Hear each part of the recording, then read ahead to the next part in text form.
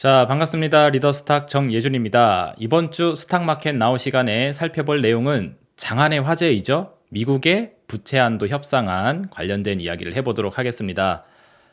이번에 부채 한도 협상이 제대로 타결되지 못한다 하게 되면은 미국이 디폴트 선언을 할 수 있다라고 이야기가 나오고 있습니다.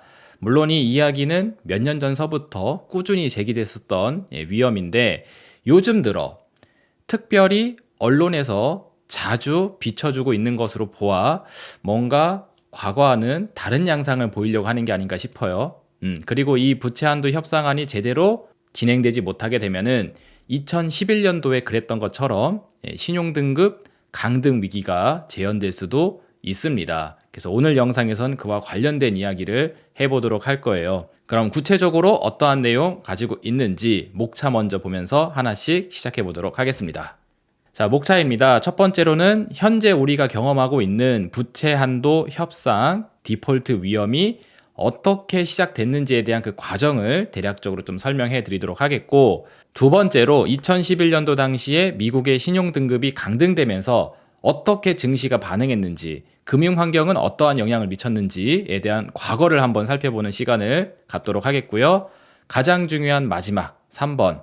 만약에 2011년도 당시 상황이 재현이 될 거라면은 미래는 어떻게 그려지게 될 것인지 말씀드리면서 마치도록 하겠습니다. 자, 그러면 1부부터 시작을 한번 해보도록 할게요. 자, 첫 번째 1부입니다. 현재 부채 한도 협상 디폴트 위험에 대해서 살펴보도록 할 텐데, 이 부채 한도 협상 문제가 제기된 이유는 미국의 재정이 바닥이 났다라는 뜻이거든요. 그렇다면 미국의 재정 위기가 왜 발생했는지에 대한 그 문제의 원인에 대해서부터 먼저 짚고 넘어가야 되겠습니다. 그리고 이 부채 한도 협상 디폴트 위험이 신용 위험하고 직접적인 연결고리가 있어요. 그래서 11년도에도 부채 한도 협상안이 미국의 신용등급을 강등시키는 사건으로 연결이 됐습니다. 거기에 대한 부분을 한번 살펴드리도록 할게요. 자, 뎁 슬링, 말 그대로 부채 한도이죠. 미국의 재무부 장관이신 우리 옐런 여사님께서 채무 한도 증액이 없으면은 다음 달, 그러니까 다음 달이면 6월을 이야기하는 겁니다. 6월 1일 날에 디폴트 터질 거다. 국가가 파산 부도 선언을 할 거다. 은행만 부도가 나는 게 아니라 국가도 부도가 날 수 있다라는 부분을 재확인시켰다라는 기사가 또 확인이 되고 있습니다. 그래서 지금 미국이 갖고 있는 이제 재정이 한도 끝까지 다 소진이 됐다라는 거예요. 왜? 그만큼 돈을 많이 썼으니까. 그래서 정부 지출이 그만큼 많았다라는 것이고, 부족하니까 더 써야 된다라는 겁니다. 더 쓰기 위해서는 한도를 증액을 해야 된다라는 거예요. 마치 마이너스 통장처럼 생각하면 됩니다. 내가 쓸 수 있는 돈이 원래 마이너스 1,000만 원까지 통장이 가능한데 마이너스 1,000만 원까지 다 쓴 거예요. 그러니까 이 한도를 늘려서 마이너스 2,000만 원짜리 통장으로 바꿔줘라. 안 그러면 우리 돈 없어서 망한다. 이런 뜻입니다. 그래서 미국의 국가 재정이 그만큼 바닥이 났다는 뜻이고, 잔고가 없어서 쓸 돈이 없으면은 뭐 파산이죠. 기업도 쓸 돈이 없으면은 디폴트 파산. 은행도 모아놓은 예금이 없어서 뱅크런 터지면은 고객한테 줄 돈 없으니까 파산. 똑같은 거죠. 그래서 한도 증액을 해야 되는데, 만약에 이게 원활하게 진행되지 못하고 실패를 할 경우에는 초유의 국가 부도 사태임을 선언하게 되는 상황까지도 갈 수 있다라는 게 지금 화제가 되고 있는 내용이죠. 그래서 가만히 들어보게 되면은 뭐 대환장 파티 멸망전이 일어났다라고 싶은 분위기가 진행되고 있는데, 세상은 굉장히 조용합니다. 너무 아주 고요하다 못해 침묵을 지키고 있죠. 왜 그럴까요? 이유는 단순합니다. 설마 미국이라는 나라가 망하겠느냐, 부도를 선언하겠느냐, 어떻게 해서든 한도 증액하고 하면서 예전에 그랬던 것처럼 계속 돈 써 나갈 것이다. 그러니까는 걱정할 일이 아니다 라고 하면서 옐런 여사님이 이렇게 디폴트 위험이 있다고 떠들어도 세상은 조용한 겁니다. 물론 맞아요. 미국이란 나라가 설마 부도 선언을 할 거라는 거에 대한 베팅을 하는 그런 투자를 하는 거는 상당히 과감한 결정이죠. 상식적인 선 안에서 말이 안 되는 일이 일어나는 거니까요. 그런데 그러면 저는 이제 말이 안 되는 일이 일어날 거다라고 주장하는 거냐? 그게 아닙니다. 제가 말씀드리고 싶은 포인트는 되게 중요해요. 지금 사람들은 이분법으로 생각을 하고 있습니다. 부도가 날 거냐 안 날 거냐라는 식으로 두 개로 쪼개놓고 생각한 다음에 부도가 안 나면은 아무런 문제가 없는 거고 부도가 나면은 대환장 파티 멸망전이 일어나는 거다라는 식으로 딱 흑백 논리로 지금 접근을 하고 있는 것 같은데, 중요한 거는 실제 미국이 망하지 않아도 이 부도 위기가 있다라는 사실만으로도 위기가 조성이 되게 되면은 그게 굉장히 큰 악재로 변질이 될 수 있다라는 겁니다. 2011년도에도 딱 그랬었거든요. 그 얘기를 하고 싶어서 오늘 방송을 준비한 거예요. 그래서 이 이슈에 대한 본질적인 부분을 확인하려면은 왜 이 꼬라지가 났는지에 대한 원인서부터 살펴봐야 됩니다. 그럼 지금부터 그 원인에 대해서 파헤쳐 보면서 이어가 보도록 할게요. 자, 어떻게 하다가 이 USA의 파이낸스가 바닥이 나게 됐는가 살펴보게 되면은 이러한 메커니즘이 있습니다. 자, 코비드 19 그리고 뭐 우크라이나 전쟁, 그리고 뭐 기후 위기 뭐 이런 것들을 경험하게 되면서 오랜 시간 동안 제가 강조해 드렸던 대로 이 모든 것들은 공급을 차단시키는 충격이다라고 제가 계속 강조를 해 왔습니다. 그래서 코로나 때문에 물건이 교류가 안 돼 오던 시절, 그쵸? 그래서 원자재 수입이 혹은 원자재 수출이 원활하지 않았던 시절, 그리고 우크라이나 전쟁, 러시아는 자원 수출로 먹고 사는 나라, 우크라이나는 농산물 수출로 먹고 사는 나라. 근데 그 나라들이 전쟁을 한다고 하면서 수출기를 끊어버리게 되니까 자원 수급에 문제가 생겨버리죠. 그리고 기후, 기후 환경 역시 마찬가지로 이상 기후에 따라서 농작물 재배가 어려워진다. 생산에 차질이 생긴다. 그래서 곡물 혹은 이제 뭐 사료를 먹고 자라는 어떤 이제 뭐 돼지고기, 닭고기 이런 것들에 대한 뭐가 생겨요? 공급 차단. 그러니까 물건 가격이 올라갑니다. 그래서 우리가 경험하고 있는 인플레이션은 공급 충격적 차원의 인플레이션이라고 수년 전서부터 제가 강조를 했었었죠. 근데 이거를 해결하겠다고 한다는 짓이 타이트닝 모네터리 폴리시. 그러니까 긴축 통화 정책을 통해서 수요를 떨어뜨리고 있다. 공급 충격이 원인인데 공급을 해소해 주는 게 아니라 긴축을 통해서 수요까지 떨어뜨리고 있다. 기도가 막힌 환자의 목을 한 번 더 죄고 있는 격이나 마찬가지다라는 이야기 많이 했었었죠. 이거는 지난 방송에서 많이 했었던 이야기이기 때문에 요거에 대해서는 더 이상 오늘 방송에서는 다루지 않겠습니다. 자, 오늘 얘기하고 싶은 포인트는 이 밑에 있는 거예요. 요 밑에 있는 거. 이 공급 충격 상황에 의해서 경기가 또 후퇴를 하죠. 경기가 후퇴를 하니까 이를 극복하고자 했었던 정책 중에 하나가 적자 재정 정책입니다. 나라가 갖고 있는 그 곳간에 있는 돈을 이용해서 시중에 풀어주는 거예요. 그러니까 나라가 돈을 써서 경제를 부양시키려고 하는 그 확대 재정 정책을 했었어야 됐다라는 거죠. 그것을 우리가 이제 적자 재정 정책 혹은 뭐 확대 재정 정책이란 식으로 표현을 합니다. 그래서 이 두 가지 쌍두마차가 같이 움직이게 됐던 거예요. 그래서 통화 정책은 긴축으로 가나 재정 정책은 확대 쪽으로 갈 수밖에 없었던 겁니다. 왜냐하면 위축되고 있었던 경기 상황을 그나마 덜 떨어지게 막으려면은 나라가 돈의 지출, 정부 지출을 좀 하면서 가야 되거든요. 그러니까 돈이 빨리 떨어지는 겁니다. 가만히 냅두면 더 빨리 떨어질 수 있는 경기 상황을 최대한 속도를 늦추기 위해 국가 차원의 재정을 통해서 틀어 막아야 되니까 써야 되는 돈이 많단 말이에요. 그래서 한도까지 빨리 소진이 되게 된 거고, 지금 상반기가 다 끝나지도 않았는데 미국은 이제 더 이상 돈이 없다. 부채 한도 또 증액해서 가야 된다. 안 그러면 우리 디폴트다. 라는 상황이 되게 된 겁니다. 이 근본적인 원인에 대해서 이해를 하고 넘어가야 돼요. 이걸 정리를 하면은 공급 충격으로 인한 물가 상승을 통화 정책에서는 이제 긴축으로 잡는데 한편으로는 적자 혹은 이제 확대 재정 정책으로 나라가 돈을 쓰는 방식으로 나라 빚을 늘려왔다. 왜냐하면 돈이라는 것은 곧 빚이거든요. 여기 그리고 제가 적자 재정이라고 했잖아요. 적자 재정. 이게 뭐냐? 나라가 갖고 있는 돈을 한도 이상으로 쓰는 겁니다. 아까 전에 마이너스 통장 이야기를 했었었죠. 국가가 벌어놓은 돈이 이만큼 있는데 이만큼 있는 것보다 더 쓰는 거예요. 그러면은 잔고가 0에서 돈을 더 써버리니까는 마이너스까지 넘어가게 되죠. 예, 그 얘기를 하는 겁니다. 그래서 국가 차원의 적자 재정 정책으로 마이너스 통장에 마이너스가 늘어나면 어떻게 돼요? 빚이죠. 그렇죠? 그 빚을 늘려 왔다라는 거예요.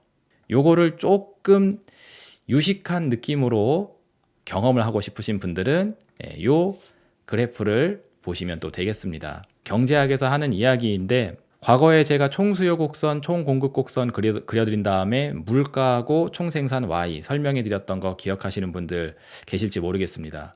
그거랑 차트가 굉장히 좀 유사하게 그려지게 돼요. 그래서 이 경제학에서는 이 균형 이자율과 균형 생산량을 결정하는 곡선으로 이 LM 커브랑 IS 커브를 해놓습니다. 이게 어떻게 도출되는지까지 설명하려면 시간 너무 많이 걸리니까 오늘은 핵심만 설명해 드릴게요.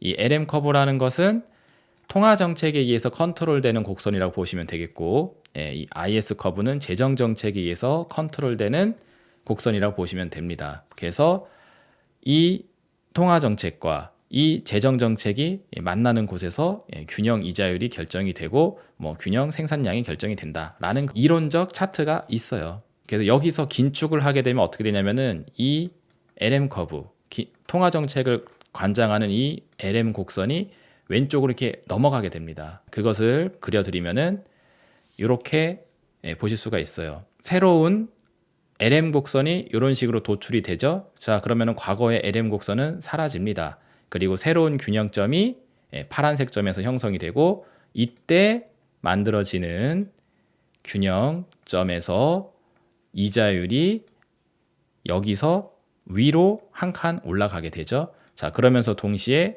균형 생산량은 이렇게 밑으로 떨어지게 됩니다. 이 Y가 경기라고 보시면 돼요. GDP라고 생각하셔도 무방합니다. 그래서 긴축 정책을 하게 되면은 금리가 올라가고, 지금 그렇잖아요. 고금리 현상에 의해서 경제가 위축이 되죠. 긴축이 되죠. 그게 이게 Y가 줄어들게 되는 현상입니다. 이걸 경제학에서 그래프로 그릴 때 이런 식으로 그려요. 자, 이렇게 되는데 오늘 우리가 보고자 하는 건 뭐예요? 통화 정책을 관장하는 이 곡선이 아니라 우리가 오늘 영상에서 중요한 건 이 IS 커브, 재정 정책입니다. 자, 이 후퇴하고 있는 경제, 이렇게 뒤로 자빠지고 있는 경제를 붙잡기 위해서 다시 이걸 데려와야 돼. 그럼 어떻게 된다? 정부가 돈을 써서 후퇴하는 거를 막아야 된다고요. 그러면은 재정을 확대합니다. 확대하면은 곡선이 오른쪽으로 넘어가요. 오른쪽으로. 자, 그러면 IS 커브 새로운 곡선 도출시켜 보도록 하겠습니다. 자, 그럼 빨간색 곡선 나오고 요게 IS 다시라고 보시면 돼요. 자, 이렇게 되면 이제 새로운 균형점이 여기 빨간색 점에서 형성이 되게 되고, 이때 균형 이자율과 균형 생산량을 보게 되면은 I가 한 칸 더 올라가죠. 이자가 한 칸 더 올라갑니다. 금리가 더 땡겨지게 돼요. 그러면서 Y는 다시 돌아갑니다. 그러니까 이 IS 커브가 그나마 오른쪽으로 땡겨주면서 확대 재정 정책 혹은 적자 재정 정책을 해줘야 이 뒤로 자빠지는 걸 그나마 커버를 칠 수가 있다는 겁니다. 그나마 막을 수가 있어요. 근데 물론 이자가 더 올라가죠. 이자가 더 올라가면 수요가 더 후퇴를 하기 때문에 경기가 또 뒤로 더 자빠질 수 있어요. 근데 그만큼 또 재정을 써서 그만큼 또 메어내게 되면은 다시 또 커버가 가능합니다. 이론상으로는 그래요. 아무튼 재정 정책을 통해서 어느 정도 경기가 뒤로 떨어지는 거를 막아왔다라는 거죠. 그나마. 그래서 이런 방식으로 경제가 뒤로 후퇴하는 거를 막으려면 어때요? 이 돈을 많이 써야 됩니다. IS 커브를 오른쪽으로 계속 밀고 있어야 돼요. 그러려면 그만큼 돈이 많이 쓰이게 되고, 그러니까 빨리 소진이 되죠. 이해되십니까? 그러니까 한도 끝까지 또 올라오게 된 거예요.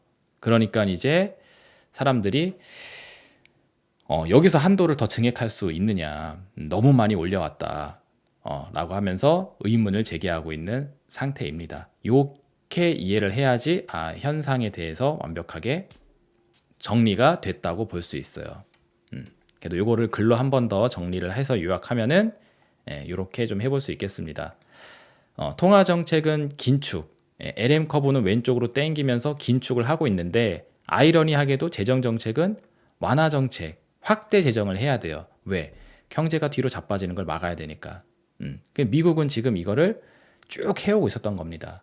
그러니까 재밌는 현상이 뭐냐면은 이 인플레이션을 잡겠다고 지금 난리 부르스를 쳐왔잖아요. 그죠? 근데 인플레이션을 잡겠다는 이 허울 속에서 사실은 달러의 통화 공급 팽창을 계속 해왔어요. 이 재정을 쓰면서 나라 빚을 늘려가면서 그러니까 인플레를 잡겠다는 명목으로 이 LN 커브는 왼쪽으로 당겨내지만 한편으로 재정 정책은 오른쪽으로 당겨나가면서 이 Y가 쓰러지지 않도록 붙잡고 있다라는 거죠. 그러니까 이것만 봐도 어때요? 미국의 통화 정책과 재정 정책은 이 I를 신경 쓰지 않습니다. 금리가 중요한 게 아니에요. 우리 지난번에 수요 곡선, 공급 곡선 봤었을 때 물가가 중요한 게 아니라고 내가 그렇게 이야기했잖아요. 물가가 중요한 게 아니라 이게 떨어지는 게 중요하다고 얘기를 했던 것처럼 이 재정 정책과 통화 정책을 보았을 때도 미국은 이 금리를 신경 쓸 거였으면 이게 내려오도록 해야 될 텐데 이게 더 올라가도 상관없으니까 확대 재정을 해서 이 경기가 뒤로 떨어지는 걸 최대한 막아보자라는 정책으로 해왔던 겁니다. 그럼 재정을 지금 계속 무한대로 계속 써오는 게 가능하느냐? 그러니까 돈이 없을 때마다 나라가 빚을 써서 막아내는 게 가능하느냐라고 또 질문할 수가 있는데 기축통화국은 그것이 가능합니다. 어떤 개념이냐면은 가계로 설명했었을 때 우리 집의 가장이 예를 들어서 월급이 뭐 500만 원이라고 한번 해봅시다. 근데 이 가정이 4인 가구가 한 달 동안 쓰는 지출이 뭐 빚 갚고 뭐하고 하는데 예를 들어서 한번 800만 원씩 나간다고 한번 해볼게요. 그러면 벌어들이는 수입은 500만 원인데 나가는 지출은 800만 원이야. 그러면은 매달 300만 원, 마이너스 300만 원씩 적자가 생기겠죠. 그래서 마이너스 300 한 달 지나니까 찍히고 다음 달 됐을 때 마이너스 600 찍히고 그 다음 달 되었을 때 마이너스 900이 찍혔어요. 근데 내가 갖고 있는 예금 통장의 마이너스 최대 한도가 1000만 원밖에 안 된다고 한번 해봅시다. 그럼 다음 달이 되었을 때 마이너스 300이 또 찍힐 텐데 통장이 앵꼬가 나죠. 더 이상 넘어가질 않죠. 그러면은 잠깐만 은행한테 전화해가지고 나 다음 달에 마이너스 300 또 생기는데 지금 한도 초과다. 이거 한도 좀 증액해줘. 했었을 때 알겠습니다 고객님 한도 마이너스 2천만 원으로 늘려드릴게요. 이거를 계속해 왔다고요. 굉장히 오랜 시간 동안.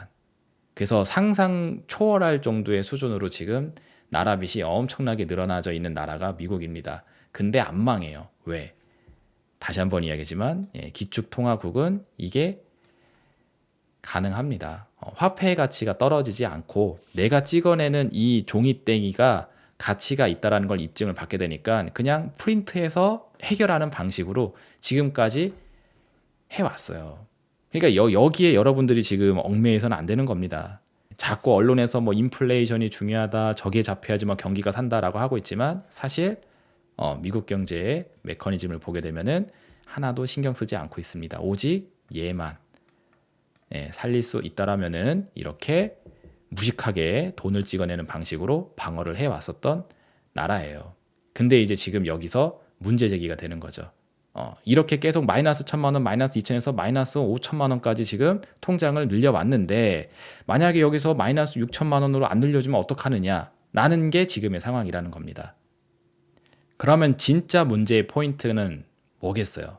진짜 문제의 포인트는 아까 이야기했죠. 기축통화국으로서의 지위가 유지되고 있으면은 이 짓을 계속할 수가 있다고요. 근데 만약에 혹시나 이 기축통화국으로서의 지위가 무너지게 된다라면은 이게 더 이상 불가능해질 수 있습니다. 그러면은 이 달러라는 화폐가 기축통화국으로서 신뢰할 수 있느냐 없느냐라는 문제로 귀결이 되는 거예요. 그러니까 이게 신용 문제로 변질이 되는 내용이라는 겁니다.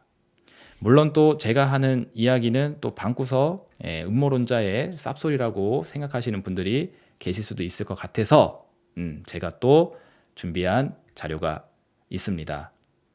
네, 지금부터 영상을 하나 보시게 되실 텐데 본 영상은 버크셔 해서웨이 주주총회에서 뭐 13살짜리 소녀가 워렌 버핏에게 질문을 해서 굉장히 화제가 된 영상인데 그거 틀어드릴 테니까 한번 보시고 그 다음에 제 이야기를 이어드리도록 하겠습니다.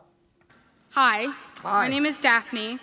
I'm 13 years old, and this is my 6th annual Berkshire Hathaway shareholders meeting.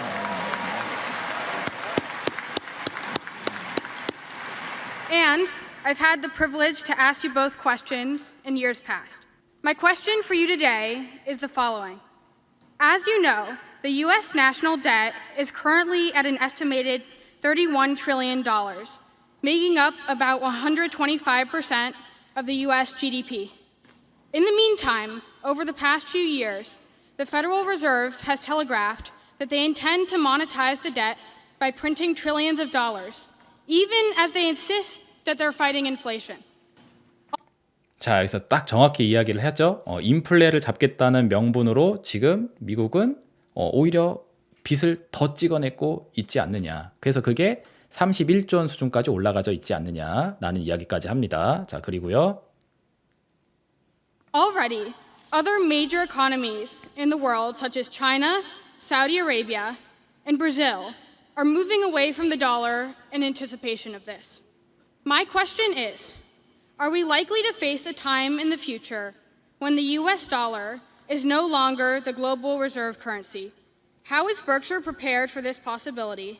And what can we do as American citizens to attempt to shelter ourselves from what's beginning to look like the beginnings of de-dollarization? Well,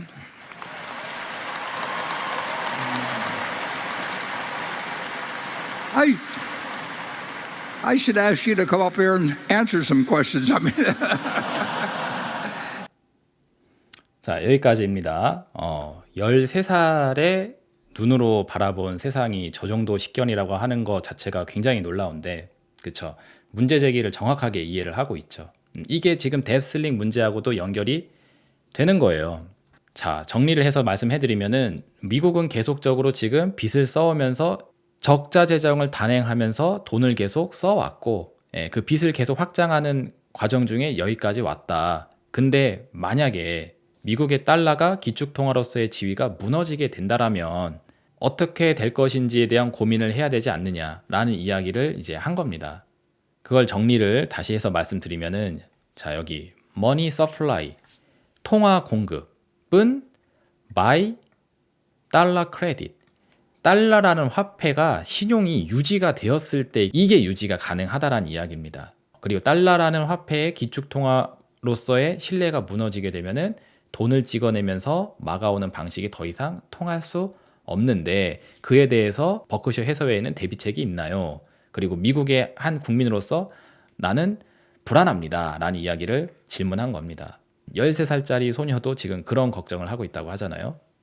그래서 31조 달러 수준의 재정 적자에도 여전히 지금 미국이라는 국가가 굳건한 이유는 달러 화폐의 신용이 매우 높기 때문입니다. 자, 근데 만약에 하지만 이 기축통화국의 지위가 무너지게 된다면, 그렇게 되면은 이제 어떻게 될까요? 지금 세상이 조용한 이유가 뭐라고 했죠? 절대로 미국의 달러는 기축통화국의 지위가 무너지지 않을 거다. 세계 최강국의 지위가 어떻게 깨질 것이냐 라는 백그라운드가 확실하게 있기 때문에 세상이 조용한 겁니다. 근데 아까도 이야기했죠. 망할 거냐 안 망할 거냐 이분법으로 생각할 게 아니라 망할 수도 있다라는 가능성이 제기가 되게 되면은 어떠한 효과가 나올 수 있는지에 대한 생각을 해야 됩니다. 그거를 이해하기 위해서는 과거로 되돌아가 볼 필요가 있어요. 실제로 기축통화국의 지위가 무너질 뻔했었던, 세계 최강대국으로서의 지위가 무너질 뻔했었던 때가 있었거든요. 그게 바로 부채한도 협상 문제에 따른 2011년도 미국의 신용등급 강등 사태입니다. 자, 지금부터 2부로 넘어가서 그때 당시 상황을 재조명해 보도록 할게요. 자, 2부입니다. 2011년 미국의 신용등급 강등 사태. 당시 이제 오바마 행정부였었거든요. 그래서 오바마 행정부가 이 사상 초유의 사태에 직면을 하게 됐었는데, 제가 여기 그러나라고 해놨죠. 이 사상 초유의 사태에 의해서 발생된 문제가 좀 엉뚱한 방향으로 흘러가기 시작을 했습니다. 자, 어떻게 흘러갔는지 하나씩 보여드리도록 할게요. 자, 일단 이 기사부터 보도록 하겠습니다. 2011년도 S&P가 다운그레이드 US 크레딧 레이팅. S&P가 미국의 신용 등급을 이제 다운그레이드 강등시켰다라는 것이고, 2011년도 8월 6일 날짜로 나온 기사 내용입니다. 날짜가 중요해요. 2011년도 8월 6일. 그래서 여기 보시면은 월드의 largest economy of its prized AAA status.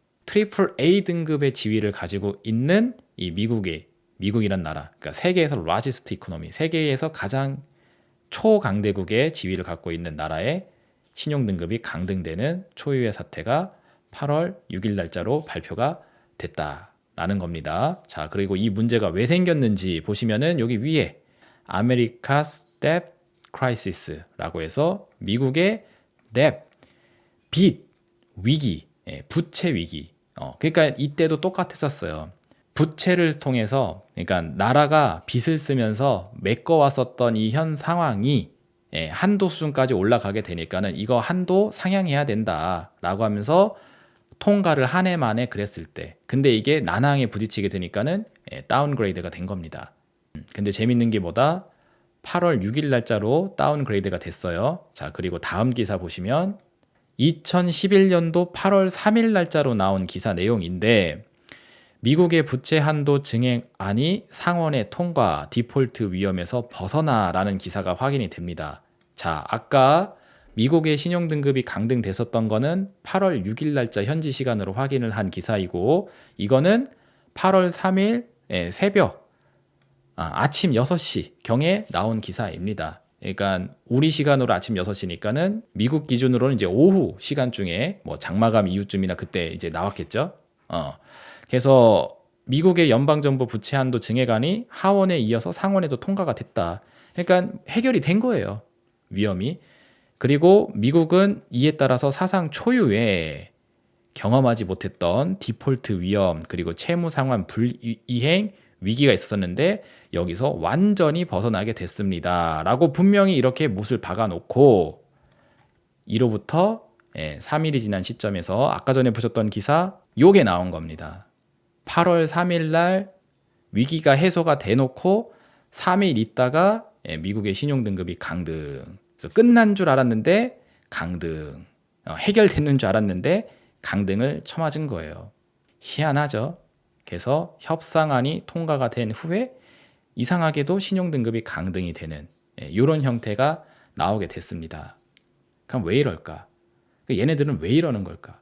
그러니까 뭔가 휴 끝났다라는 분위기를 만들어 놓고 그 다음에 뒤통수를 때리는 느낌으로 부채 문제가 심각하다라는 이야기를 하면서 신용등급을 떨어뜨린 겁니다.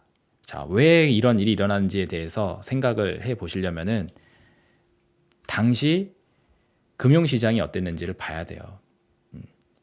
이게 제가 그래서 하는 이야기가 이 주식 투자나 이 금융 환경을 너무 멋있게 생각하면 안 된다. 환상에서 깨어나야 된다. 이거 뭐 그냥 타짜나 다를 게 없다. 호구를 판때기에 앉혀놓고 털어먹는 게임의 룰이나 다름없다. 라고 제가 생각한다고 했잖아요. 왜 그런 생각을 갖는지 이걸 또 한번 또 봐보시면 이해가 되실 겁니다.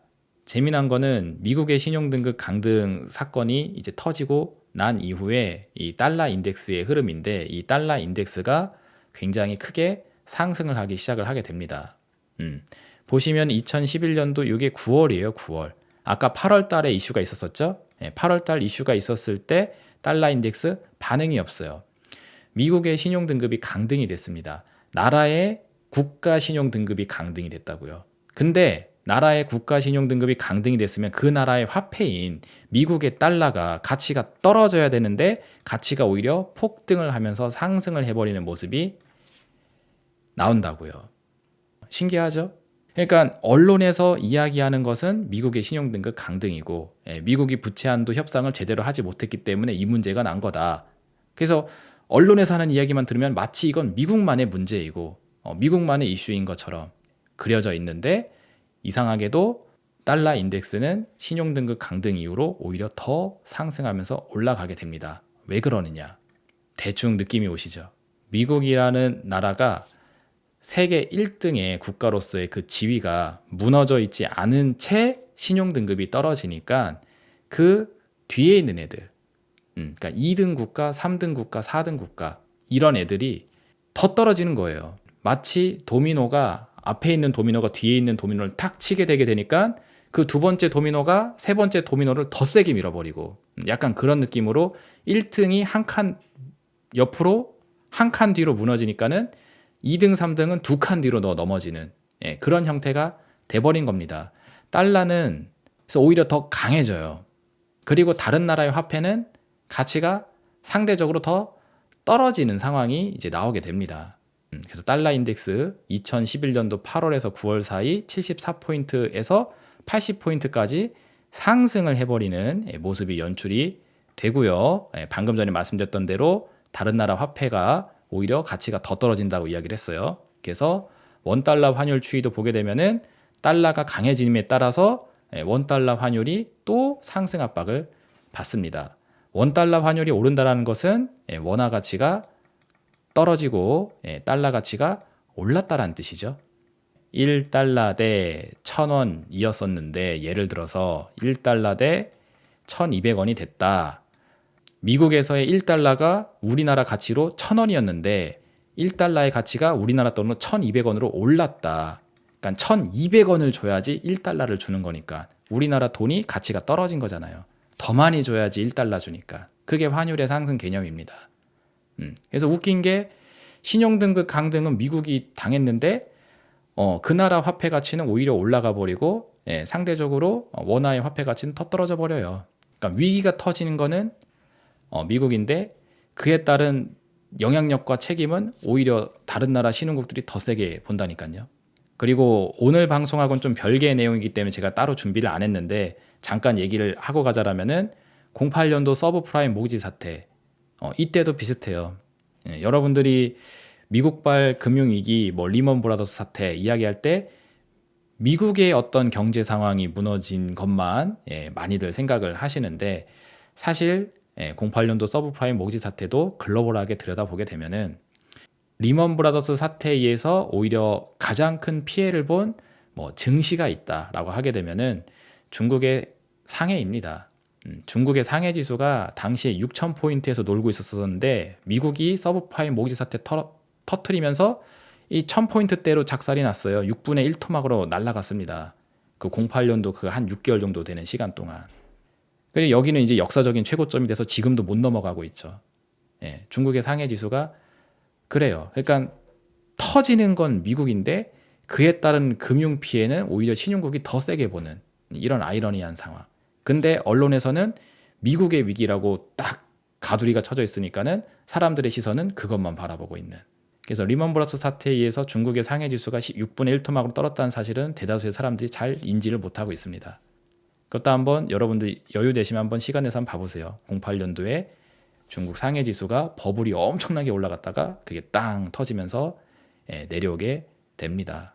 그래서 뭔가 화살은 미국에서 당겼으나 그 화살이 날아가서 맞춰진 관역은 오히려 신흥국 쪽에 있다라는 얘기를 드리는 겁니다. 2011년도 당시에도 미국의 신용등급이 강등됐지만 그 신용등급 강등에 의해서 오히려 원달러 환율은 상승 압박을 받고 달러 인덱스는 강해지는 현상이 목격이 된다. 그래서 1,050원 정도 있었던 원달러 환율이 약 1,200원까지 올라갑니다. 미국의 신용등급이 강등이 됐으면은 달러 가치가 떨어지고 원화 가치가 상대적으로 오르면서 환율이 내려가도 모자랄 판에 오히려 반대 현상이 목격이 됐다라는 거죠. 그리고 이것도 재밌는 현상. 미국의 채권 금리. 그래서 요거는 미국의 T본드 10년물. 제가 금리 차트를 가져왔는데 2011년도 8월 달 당시에 이 채권 금리 수준을 보게 되면 여기서 떨어져요. 8월 달에 신용등급 강등을 때려 맞고 더 떨어집니다. 제가 금리는 리스크 프리미엄이라고 제가 가르쳐 드렸죠. 채권 그 영상 이야기해 드렸을 때 그러면은 미국의 신용 위험이 생겼어요. 미국이 신용 등급이 강등됐어. 그럼 위험이 올랐죠. 그럼 리스크 프리미엄이 상승하면서 금리를 위로 당겨줘야 되는데 역설적이게도 얘는 또 떨어집니다. 아까도 이야기했죠. 상대적으로 측정이 되다 보니까 1등으로서 최강대국으로서의 지위를 갖고 있는 상태에서 얘가 무너지면서 만약에 2등이 위로 올라가 버린다. 그러면은 이제 이 피해가 1등 국가만, 그러니까 달러만 피해를 보겠죠. 근데 1등이 무너지면서 이 뒷라인에 있는 애들도 같이 뒤로 한 칸씩 다 같이 가는 거예요. 그러니까 상대적으로 얘는 오히려 더 강한 상태를 유지하게 되는 그런 이제 역설을 보이게 됐었을 때가 이때입니다. 그리고 이게 미국에서 시작된 위기가 신흥국에서 오히려 더 큰 위험으로 번진다라는 그 이야기의 구체적인 사례입니다. 그래서 국채 금리는 3.2%포인트 수준에 있었던 게 1.8%포인트 수준으로 거의 뭐 2분의 1 가까이 내려오게 되죠. 위기가 생겼는데 오히려 내려오는 금리. 그리고 제일 중요한 거 스탁마켓, 주식시장은 과연 어땠는가 보게 되면은 다우존스를 볼게요. 다우존스가 2011년도 미국의 신용등급 강등이 있었을 때 그때가 8월인데 언제서부터 떨어지기 시작을 했냐면은 5월서부터 떨어지기 이미 시작을 했습니다. 그러니까 뉴스가 하나 둘 셋 땅 터졌다가 하나 둘 셋 들어가 이렇게 해서 끝나는 게 아니잖아요. 이대로 가다가는 미국이 부채 한도 협상이 난항이 될 것 같다라는 그 분위기가 생기기 시작하면서 어둠의 그림자가 들여오기 시작을 했었을 때 장이 먼저 선제적으로 빠지기 시작을 하다가 그런 다음에 야 이거 큰일 났다 협상 안 되겠다 싶어서 충격을 준 게 요거입니다. 요거 8월 9월 달 그죠? 그래서 13,000포인트 정도에 있었던 다우존스가 약 10,000포인트 근처까지 내려가게 돼요. 그래서 3,000포인트 정도가 약간 떨어졌습니다. 자, 근데 30%가량의 지수 하락을 경험한 이후에 보시면은 2016년도 12월까지 2만까지 올라가요. 그리고 여러분들도 뭐 다들 아시다시피 미국의 신용등급 강등이 이때 생겼다고 해서 지금 뭐 미국의 지위가 뭐 2등, 3등, 4등으로 떨어졌습니까? 아니죠. 전혀 그렇지가 않아요. 여전히 더 세졌죠. 증시도 마찬가지. 증시도 더 세졌어요. 그래서 이거를 경험하고 나서 아픈 만큼 성숙해졌는지 더 강한 랠리를 보이면서 2배의 상승을 보였습니다. 이걸 정리해서 보시면은 2011년도 5월서부터 9월까지 하락을 일시적으로 했다가 이후 5년 동안 약 100%가량의 지수 상승률을 경험하면서 마켓 시장이 이제 더블링이 일어나게 됐어요. 다우존스 자산 시장이 이제 2배 성장을 하게 됐다라는 거죠. 자, 근데 한편으로 우리나라를 한번 볼게요. 자, 우리나라는 2011년도 당시 코스피 지수가 2200포인트 정도 수준에서 이제 1600포인트까지 하락을 하게 됐습니다. 그래서 요게 한 35% 정도 떨어진 걸로 알고 있거든요.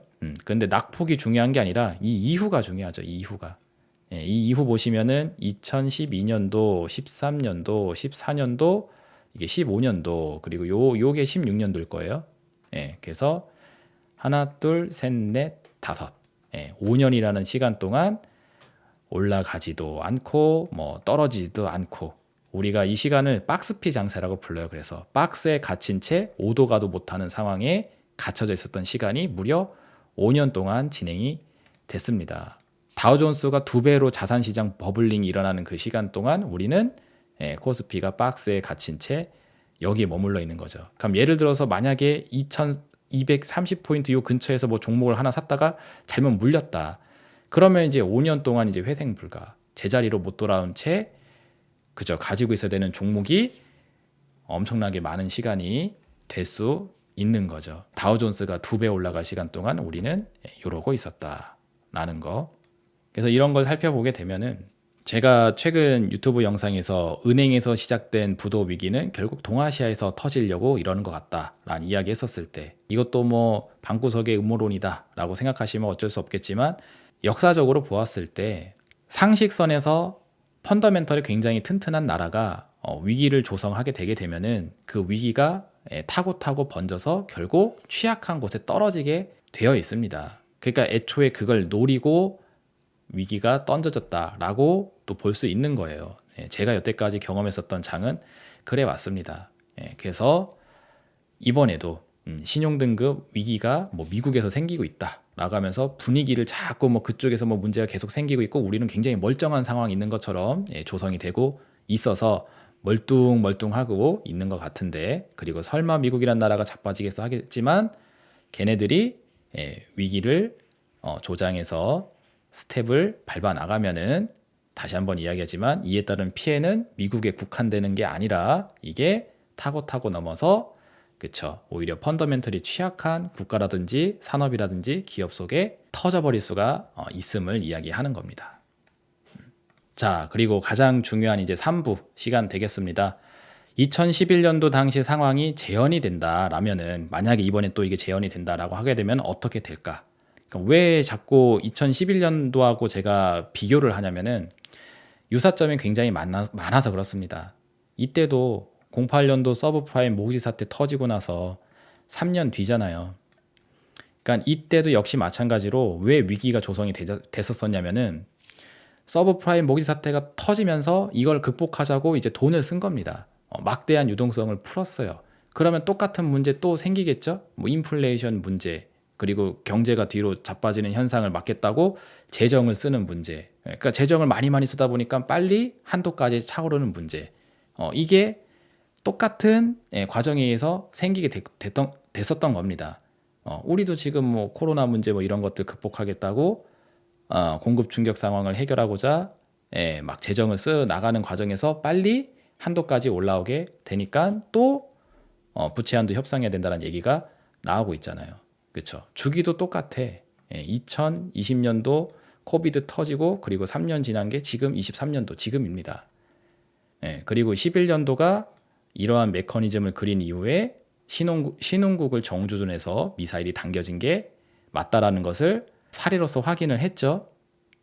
직접 제가 11년도 당시의 차트를 보여드리면서 그리고 이게 또 재현이 된다면은 그쵸 이번에도 역시 마찬가지로 신흥국을 정조준한 위험이 될 수 있기 때문에 보여지는 액션으로는 자빠지는 게 미국이지만 이에 따른 영향력은 오히려 이쪽에 파생시키려고 하는 의도가 있음이지 않을까라는 킹리적 가심이 든다라는 얘기를 하고 싶어서 미래 전망을 하는 겁니다. 자, 그러면은 어게인 2011 볼게요.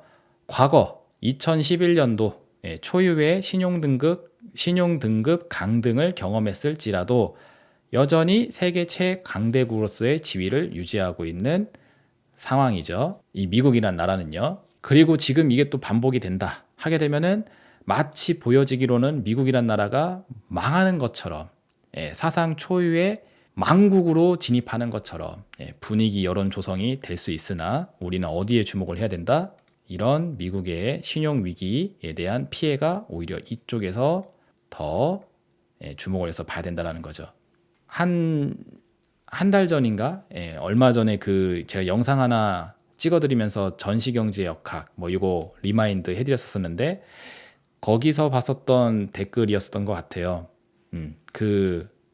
아까 그 13세 소녀가 얘기했던 것처럼 브라질이나 뭐 사우디아라비아, 뭐 중국 이런 나라들은 탈달러화를 추진하고 있다. 그래서 미국이 중국 때려잡겠다고 뭐 우크라이나가 러시아 때려잡겠다고 했지만 결국 미국이 지고 있지 않느냐, 다른 나라에 더 강해지고 있지 않느냐, 라는 식의 그런 이제 댓글을 본 적이 있었거든요.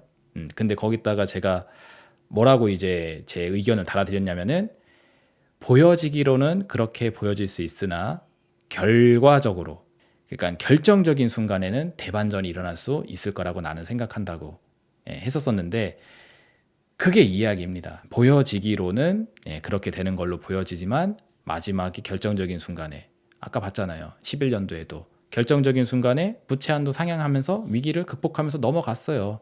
그러니까 애초에 위험이 아닙니다. 기축통화국으로서의 지위가 유지되고 있는 한 위험일 수 없는 문제야. 근데 마치 이게 엄청난 대위험인 것처럼 조성해서 던져버린다니까요.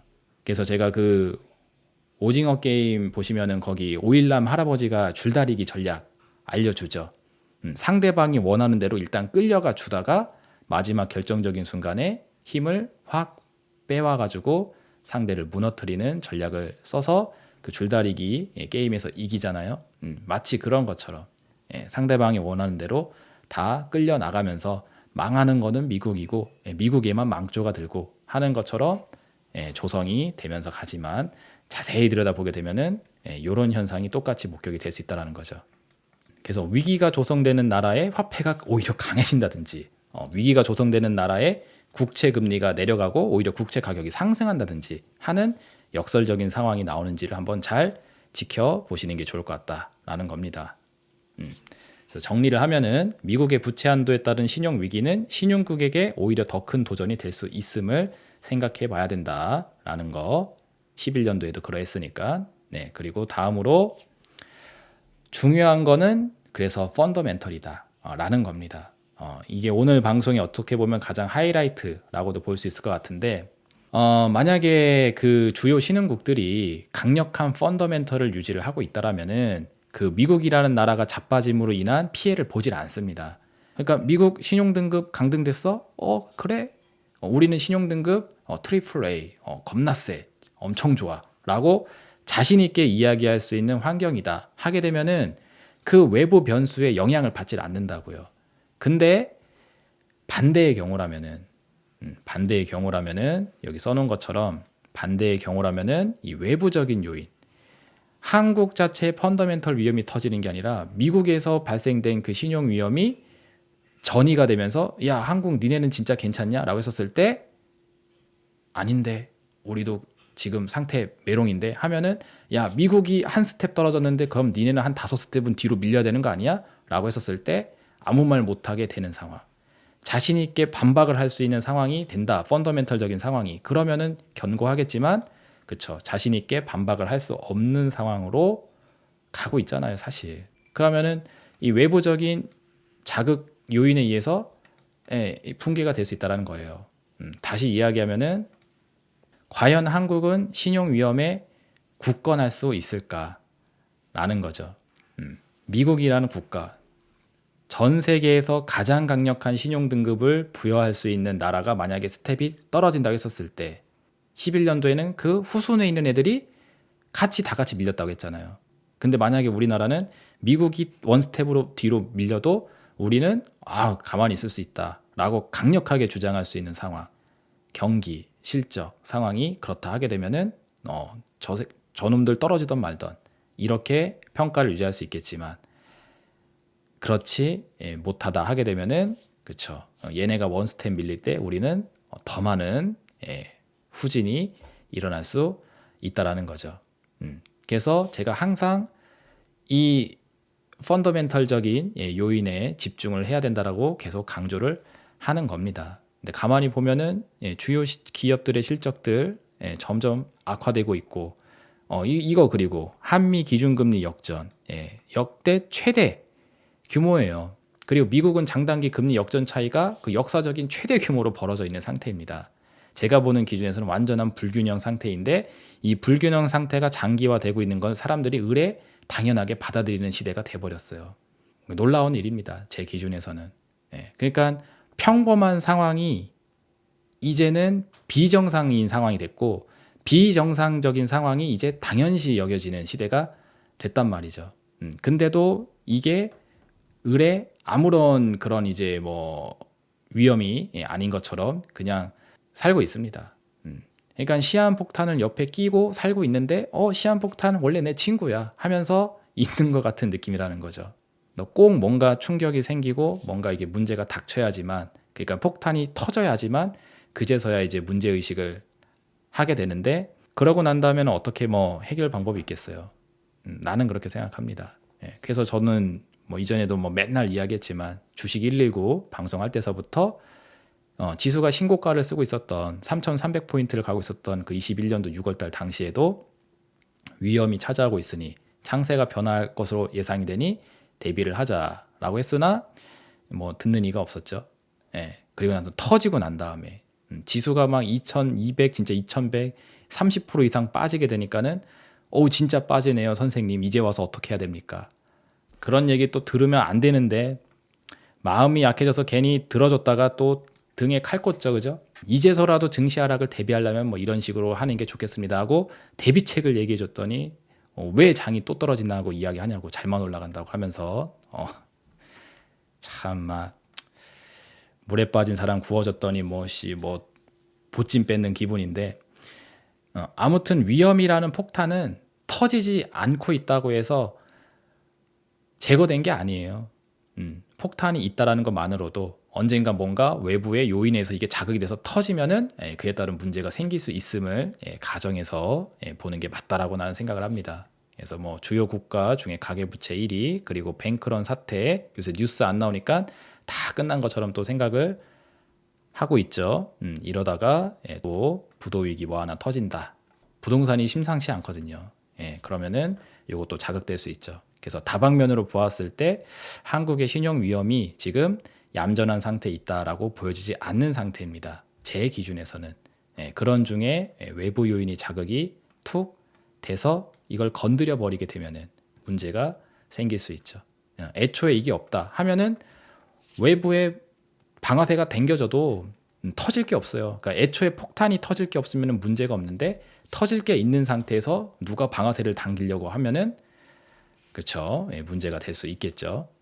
그래서 펀더멘털의 붕괴 여부가 굉장히 중요한 사항인데 이게 심상치 않은 상황이 있기에 그만큼 다양한 위기 변수에 예의주시를 해야 된다라는 게 제 견해입니다.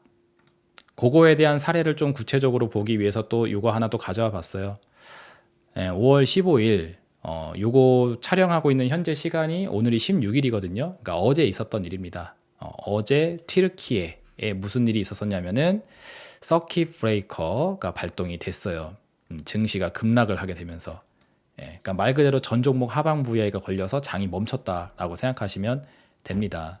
지수가 6% 이상 빠졌다고 하는데 이게 왜 일어났냐면은 에르도안이라는 대통령이 이번에 대선 주자 1등으로 집계가 됐다라는 뉴스가 나오면서 증시가 급락을 했어요. 그러니까 이 사람은 거의 뭐 존재 자체가 재앙인 그런 셈이 돼버렸습니다. 근데 이것도 어떻게 보는 게 맞냐면은 이 정치적인 이벤트, 에르도안이라는 사람이 대통령이 되면서 튀르키예의 경제가 많이 망가졌거든요. 그러니까 이 사람이 대통령이 한 번 더 되면은 이제 또 망하는 거다라고 하면서 이게 이 인물이 대선 주자 1등으로 지금 집계가 되고 있다라는 발표가 나오게 되니까는 증시 추락으로 연결이 된 건데 정확히 보자라면은 이 정치적인 이슈는 사실상 트리거가 되었을 뿐입니다. 이게 작동을 하면서 문제를 터뜨렸을 뿐이에요. 근원적인 이유는 뭐야? 이미 망가져버린 경제가 진짜 이유죠. 에르도안이 오면서 시행했었던 정책들에 의해서 리라와 가치가 폭락을 하고 경제가 망가지게 됐는데 이 사람이 또 한다고 하니까 문제가 됐다라는 식으로 해석이 된 거예요. 그러니까 경제 위기에 대한 책임을 정치적으로 해석을 하면서 문제가 생기게 된 거지 근본적으로는 경제 위기가 원인인 겁니다. 그러니까 망가져 있지 않으면은 에르도안이 또 대통령이 된다고 해도 문제가 될 게 없는데 망가져 있는 상태에서 또 대통령이 된다고 하니까는 이게 자극이 됐다라는 거죠. 그러면 저 에르도안 대통령이라는 사람이 문제인 것인가? 정말 저 사람만 제거가 되게 되면은 튀르키예의 경제가 급부상하고 다시 장이 막 상방부야로 올라갈 수 있는 것이냐? 그건 아니잖아요. 어떻게 대통령이라고 해도 어쨌든 한 명의 개인인데 그 한 명의 개인에 의해서 나라의 경제의 상승과 하락을 만들 수가 있다? 아니죠. 근데 자꾸 여론이 혹은 언론이 그렇게 만든 겁니다. 터키라는 사람의 경제 문제 혹은 이제 지진 문제의 책임을 에르도안 대통령 때문이다라는 식으로 책임을 몰아버린 다음에 그렇게 프레임이 하나 완성되니까 이제는 이 에르도안이라는 트리거가 작동이 되게 되면은 이게 증시를 누를 수 있는 명분이 되는 거예요. 그래서 제가 말씀드리고 싶은 포인트는 이겁니다. 기둥이 무너져 있으면은 작은 발길질에도 무너질 수 있다라는 거예요. 에르도안이라는 사람이 대선 주자, 그러니까 대통령이 된 것도 아니야. 대선 주자로서 1등을 달리고 있다라는 그 소식 하나만으로도 서킷 브레이커 발동. 그만큼 경제가 많이 힘들어져 있는 상태가 되다 보니까 기둥이 뽑혀 있는 상태, 즉 펀더멘털이 무너져 있는 상태가 되다 보니까 외부의 정치적인 작은 발길질 변수에도 증시가 이런 충격을 받는 모습이 나올 수 있다라는 겁니다.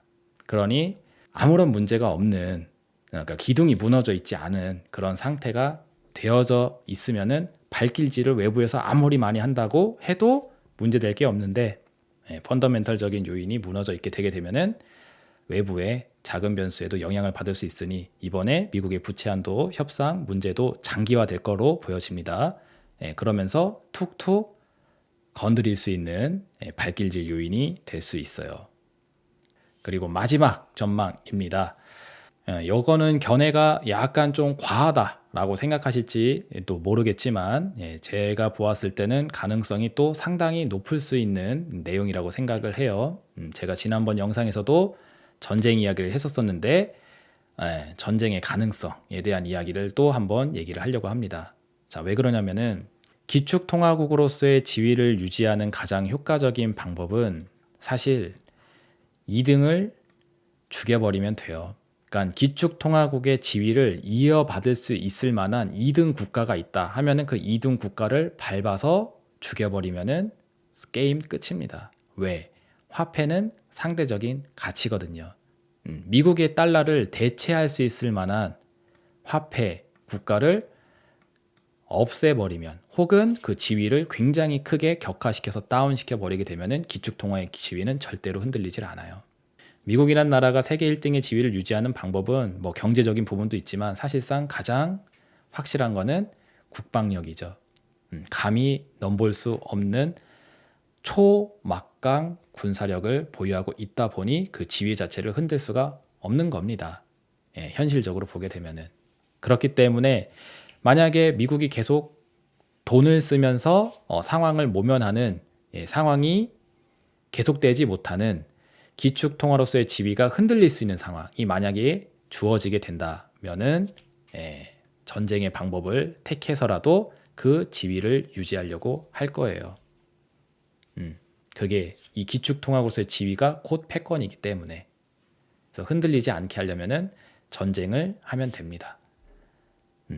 그래서 탈달러를 하려고 하는 나라들, 뭐 아까 전에 얘기했었던 뭐 중국, 뭐 사우디아라비아, 뭐 브라질 이런 나라들이 있다고 하는데 가만히 보게 되면은 지금 친미적 서구 세력과 친중적 어떤 신세계 국가 뭔가 양분이 돼서 국제 질서가 벌어지는 상황이 계속 목격이 되고 있는데 아마 이 상황은 시간이 지나면서 계속 가속될 거라고 저는 생각을 합니다.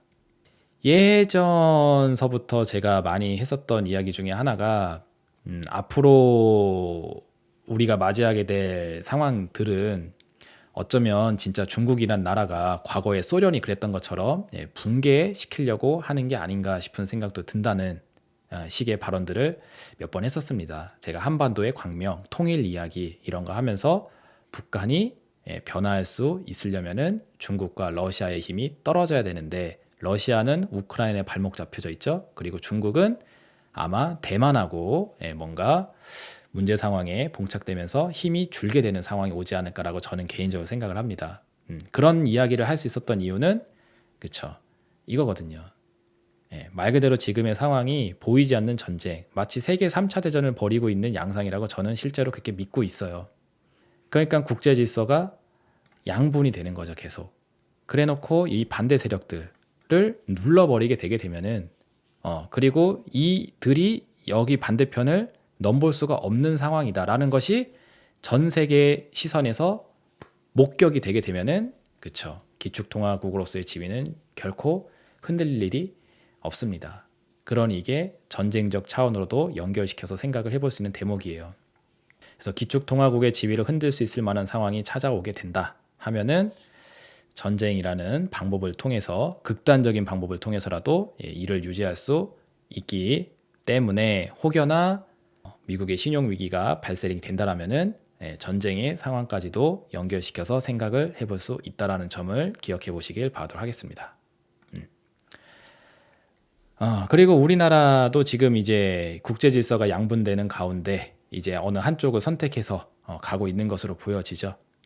이번에 대통령님이 들어오시면서 미국과의 관계가 계속 이제 우호적으로 가고 있다고 하는데 대중국 수출이 지금 굉장히 크게 급감을 하고 있다고 하고 있고 이에 따라서 무역 적자 반등이 지금 어려워지고 있는 상황이 계속되고 있습니다.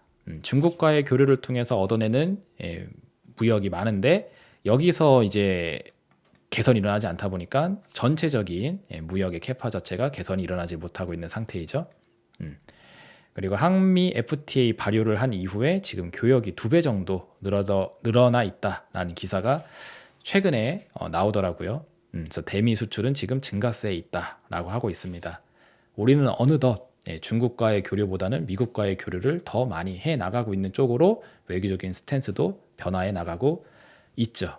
그러니까 이런 변화들이 나오게 된 배경을 살펴보게 되게 되면은 지금 우리는 그쵸, 국제 질서가 양분이 되는 쪽으로 가고 있고, 이렇게 계속 가다 보게 되면은 미국의 기축 통화인 달러의 지위를 흔들려고 하는 그런 시도들이 있을 수가 있을 텐데, 이를 저지하기 위해서는 강력한 국방력을 한번 보여줄 수 있는 상황이 있으면 된다라는 거죠. 그러니 전쟁에 대한 가능성에 대한 염두까지도 해보시면서 가야 되겠다라는 얘기까지 하면서 정리를 하도록 하겠습니다. 자, 오늘 방송도 뭐 보시면 아시겠지만 이젠 뭐 댓글이나 이런 거 안 봐도 뻔해요. 무슨 얘기를 할 건지 다 정해져 있어. 팬들과 안티 팬들의 이 댓글이 어떻게 나올지 뭐 눈에 선합니다. 이제 보이게 되는데, 다시 한번 이야기하지만 제 채널 그리고 제 영상은 이미 진행된 이야기를 하는 방송이 아니에요. 방송 뭐 처음 시작서부터 이야기했지만 저는 오직 일어나지 않은 일에 대해서만 이야기를 합니다. 일어나지 않은 상황이지만 가능성이 있다면은 그 가능성에 대해서 이야기를 하는 사람이고, 저는 그 가능성이 높다라고 확신이 들게 되면은 그에 따른 투자 전략까지도 제시를 하는 겁니다. 그러니까 이미 결론이 나 있어요. 그게 제가 투자로 돈을 버는 비법이라면 비법입니다. 대다수의 사람들은 이미 주어진 정보를 가지고 이미 나와져 있는 데이터를 가지고 이를 분석해서 뭔가 뭘 한다. 그러니까 뭐 2차 전지가 오르면은 이제 2차 전지를 사자. 뭐 이런 식의 투자를 하겠지만, 저는 일어나지 않은 일, 앞으로 일어날 것으로 예상되는 일, 그에 따른 투자 전략을 미리 산정해서 또아리를 틀고 있고, 그게 진짜 실현이 되는지를 지켜보면서 가는 타입이기 때문에 그 누구도 하지 않는 이야기를 저는 하는 겁니다. 근데 저는 이게 분명 제가 여태까지 돈을 벌어온 데 있어서, 투자에 성공을 해온 데 있어서 굉장히 큰 자양분이 됐기 때문에 설명을 해드리는 거예요. 그래서 저와 같은 길을, 같은 방향을 바라보고자 하시는 분들에게는 분명 이런 식의 사고가 도움이 될 거라고 저는 100% 확신을 하기 때문에 얘기를 하는 겁니다. 이게 본인의 투자 스타일과 맞지 않고 본인의 심기에 거슬린다면은 보지 않으셔도 되는 거니까 선택이에요. 강요가 아니니까 꼭 제가 하는 이야기가 무슨 얘기인지 꼭 전달이 되었으면 좋겠습니다.